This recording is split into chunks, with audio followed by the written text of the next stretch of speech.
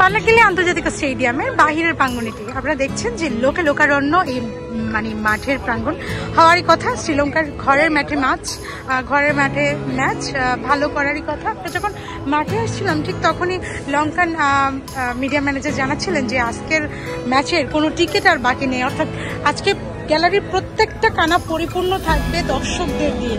প্রতিটা কানায় কানায় দর্শকরা উপস্থিত হয়ে লঙ্কানদের সাপোর্ট করবে এবং ঘরের মাঠে এই উচ্ছ্বাসটা পাবে। তারা ওয়ানডে সিরিজে দারুণ করার আত্মবিশ্বাস, 2-1 সিরিজ জিতেছে। সিরিজ জেতার আত্মবিশ্বাস নিয়ে শ্রীলঙ্কানরা শুরু করবে টি-20 সিরিজ এবং এই সিরিজকে ঘিরেই শ্রীলঙ্কান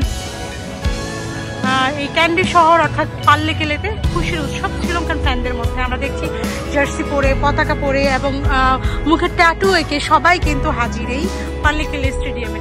ছবির মতো সুন্দর এই পাল্লেকেলে স্টেডিয়ামে আজ বাংলাদেশ বনাম শ্রীলঙ্কার মধ্যকার সিরিজের প্রথম টি-20।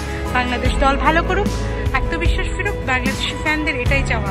আর শ্রীলঙ্কানদের চাওয়া তারা দুটি সিরিজের পর তৃতীয় সিরিজও যেন ঘরের মাঠে রেখে দিতে পারে। হিমু আক্তার, দেশকাল নিউজ।